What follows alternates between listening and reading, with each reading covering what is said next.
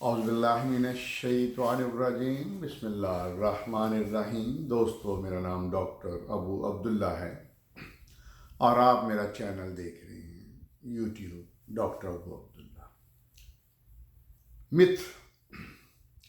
متھ وہ جو جھوٹ ہے، سچائی نہیں ہے اور جس کا دین اسلام سے کوئی تعلق نہیں ہوتا، اس کو ہم متھ کہتے ہیں۔ تو آج کی متھ ہے قبر کا عذاب۔ یہ اتنا اسٹرانگلی ہمارے مذہبی حلقوں میں اس پر ایمان لایا جاتا ہے کہ قبر میں عذاب ہوتا ہے۔ اچھا، اس کو مختلف طریقے سے ہم سمجھنے کی کوشش کرنے ہیں۔ سب سے پہلے تو وحد جو کتاب ہے دین کی، جو اللہ نے اتاری ہے، جس کی اللہ حفاظت کر رہا ہے، اس کا نام ہے قرآن،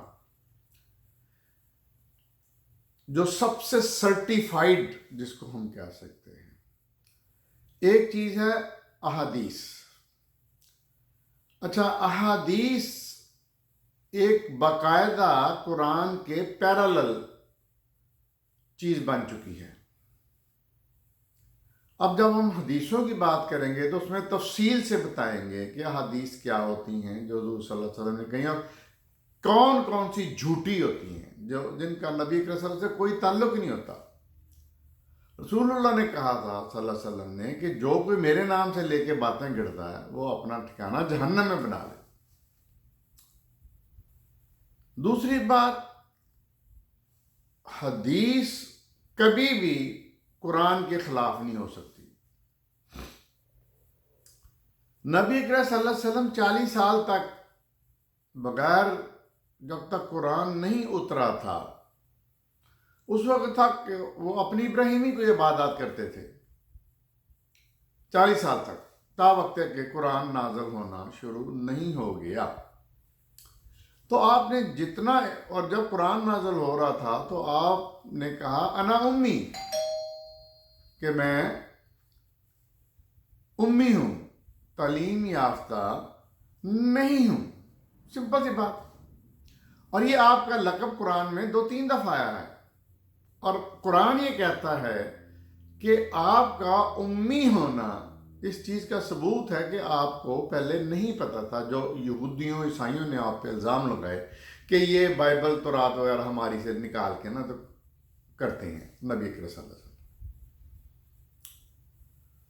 تو آپ نے جو بھی کہا، جس بھی کنٹیکسٹ میں کہا، اس کا مقصد قرآن کی الیبوریشن تھی، السٹریشن تھی، ایکسپلینیشن تھی۔ تو ہمارے معاشرے میں صورتحال یوں ہے کہ آج کل کے مسلمانوں نے احادیث کو قرآن سے بھی بلند کر دیا ہے۔ قرآن نہیں پڑھا جاتا، احادیثیں پڑھی جاتی ہیں۔ شاید یہ اردو میں ہوتی ہیں اس لیے آسانی سے لوگ پڑھ لیتے ہیں۔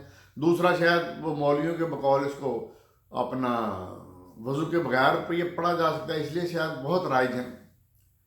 تو یہ نبی کریم صلی اللہ علیہ وسلم کے نام کے ساتھ اٹیچ ہے کہ آپ نے یہ فرمایا قبر کا عذاب۔ کیا قرآن میں قبر کے عذاب میں کوئی چیز ہے کہ قبر میں بھی کوئی عذاب ہوتا ہے؟ قرآن کہتا ہے نمبر 1 کہ تم لوگوں کو جب موت آتی ہے تو تمہیں قبر میں مطلب سلا دیا جاتا ہے، کوئی اس طرح کی بات۔ اب جسم جو ہے، 2 چیزیں ہیں، ایک جسم ہے، ایک روح ہے۔ روح نکل گئی، فرشتے لے گئے اور انہوں نے اس کو عالم برزخ میں ایک سٹوریج ہاؤس ہے، اس میں سٹور کر دیا۔ جسم پڑا ہوا ہے مٹی میں۔ اب جب روح ہی نہیں ہے تو انسان سائنٹیفکلی کیسے بول سکتا ہے، کیسے بات کر سکتا ہے؟ اس کا تو مادی جسم ہے۔ تو بڑی حیران کن بات ہے کہ کہا جاتا ہے کہ تمہارا دین کیا ہے، تمہارے رسول کیا ہیں، اور ایک اور بہت بری چیز حضور صلی اللہ علیہ وسلم کے بارے میں نعوذ باللہ کہ آپ وہ مردے کے اوپر جو مر چکا ہے اس پہ وہ حضور صلی اللہ علیہ وسلم کو لایا جاتا ہے۔ مائی گاڈ، اربوں لوگ، لاکھوں، کروڑوں لوگ مر رہے ہیں اور نبی اکرم صلی اللہ علیہ وسلم توہین دیکھیں کہ آپ کو پیش کیا جاتا ہے، لا حول ولا قوت لا حول ولا قوت۔ مطلب اتنی فنی سی باتیں ہیں، دلچسپ باتیں ہیں۔ اچھا، بڑے بڑے مولوی چگادری وہ ایک بڑا بڑی دھڑلے سے کہتے ہیں کہ جی انبیاء کرام جو ہیں یا اولیاء کرام ہیں وہ قبروں میں زندہ ہیں۔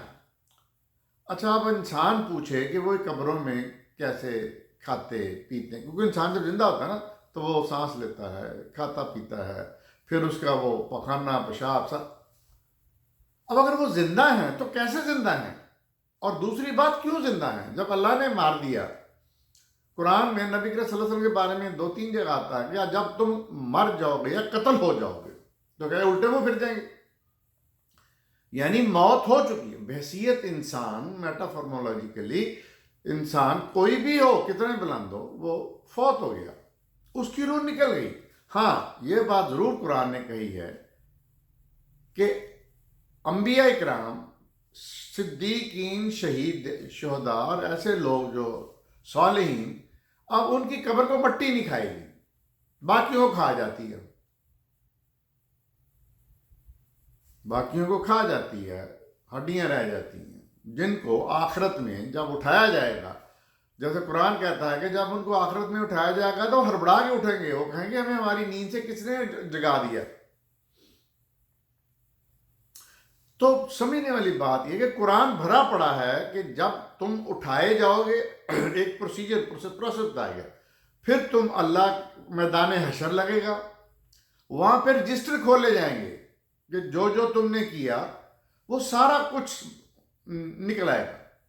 یہ جو کرامن کاتبین ہمارے نوٹ کر رہے ہیں، اچھائیاں اور برائیاں، نیکیاں اور گناہ، یہ پیش کیے جائیں گے۔ جب انسان مکرے گا تو باقاعدہ ہاتھ پاؤں بولیں گے، یہ قرآن کہتا ہے، اور ان کی بیس پہ آپ کو عذاب یا جزا دی جائے گی، جنت یا جہنم دی جائے گی۔ بار بار قرآن یہ کہہ رہا ہے، ایک جگہ قرآن نے نہیں کہا کہ یہ قبر کا عذاب ہوگا۔ یہ اتنی سٹرونگ مت ہے۔ میں باہر کے ملک میں جب WHO میں کام کرتا تھا تو وہاں پہ ہمارے ایک پشاور کے ڈاکٹر صاحب تھے، بڑی لمبی داڑھی تھی ان کی، اینستھیٹسٹ تھے۔ وہ میرے سے ایک دفعہ اسی طرح بات قبر کا عذاب ہے، وہ مجھ سے لڑ پڑے کہ سارا غلط کہہ رہے ہیں، قبر کا عذاب ہوتا ہے۔ اب یہ چیزیں کہاں سے آتی ہیں؟ کون لکھتا ہے؟ اور پھر سب سے بری بات یہ کہ اس پہ نبی کریم صلی اللہ علیہ وسلم کا نام لگا دیا جاتا ہے کہ آپ نے فرمایا۔ آپ قرآن کے اگینسٹ بات کیسے کر سکتے تھے؟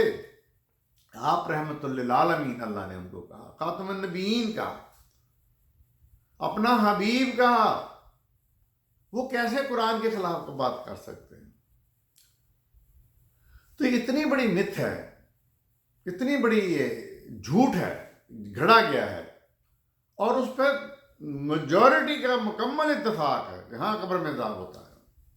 اب بندہ جب مر گیا اب واپس تو وہ آتا ہی نہیں، تو اس کے ساتھ کیا کیا ہو رہا ہے کسی کو کیا پتا۔ لیکن یہ شرارتی مذہبی لوگ ایسی ایسی چیزیں گھڑتے ہیں کہ وہ دین کا حصہ بن جاتی ہیں۔ تو دوستو، کوئی قبر میں عذاب نہیں ہوتا۔ جب موت آتی ہے روح نکال لی جاتی ہے، مردہ زمین میں مٹی کے سپرد کر دیا جاتا ہے، اور وہاں وہ جو نیک لوگوں کے علاوہ، وہ اس کے انبیاء وغیرہ کے علاوہ باقی وہ جسم کال سڑ جاتا ہے، جن کو روز محشر قیامت کے دن اکٹھا کر کے اللہ اٹھا دے گا، جس کو انگلش میں ریزریکشن کہتے ہیں۔ تو یہ تھی آج کی متھ جس کا کوئی سر پیر نہیں۔ دیکھتے رہیے میرا چینل ڈاکٹر ابو عبداللہ۔